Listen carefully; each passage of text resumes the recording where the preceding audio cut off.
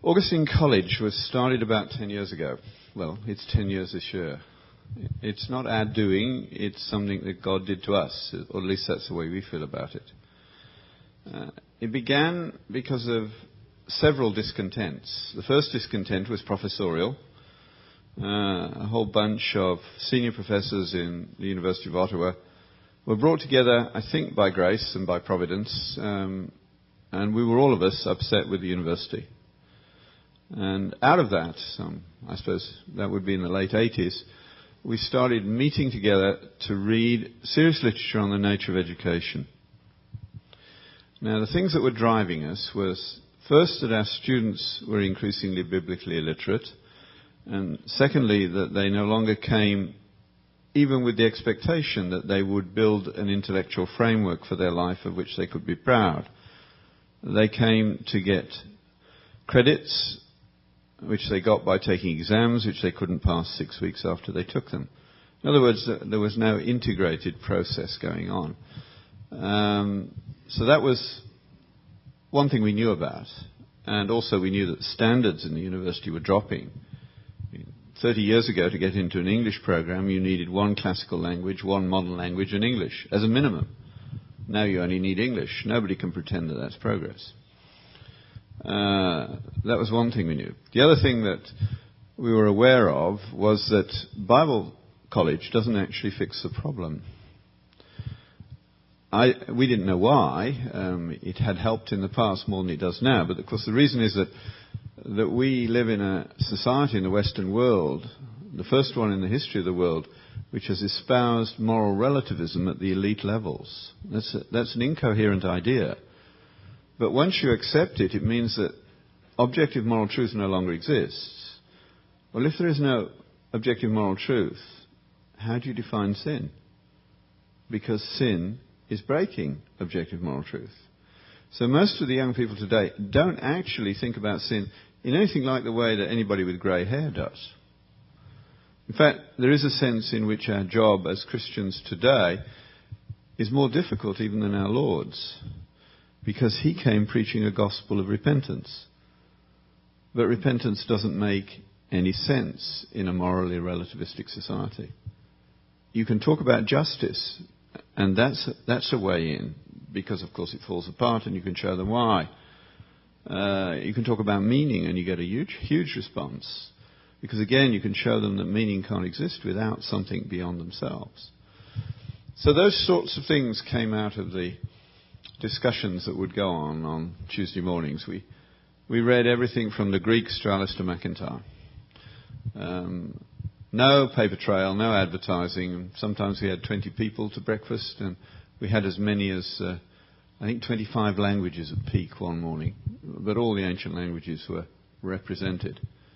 And graduate students started coming in. Then homeschooling mums and dads, combined with the graduate students, got on our case, because the graduate students very quickly said, "You're always complaining about our formation, why don't you do something about it?" And we'd got as far as realizing what probably needed to be done is that no one should go to a modern multiversity without first having some sense of who they were and how they came to that situation. And they came to that situation out of Greek and Hebrew ideas modified by the church.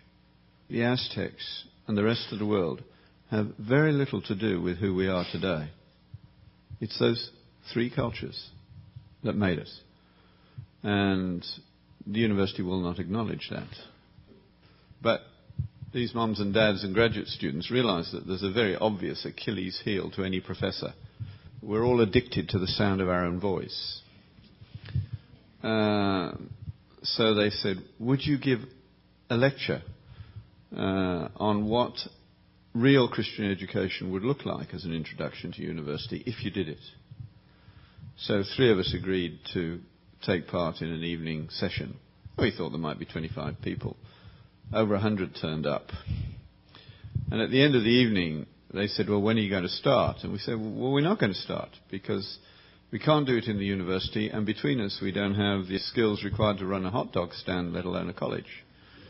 But they'd realized we would probably use that escape clause, and a lawyer and a doctor And an accountant said, well, we'll provide that backup if you'll do it. So 10 years ago, we started in a church basement.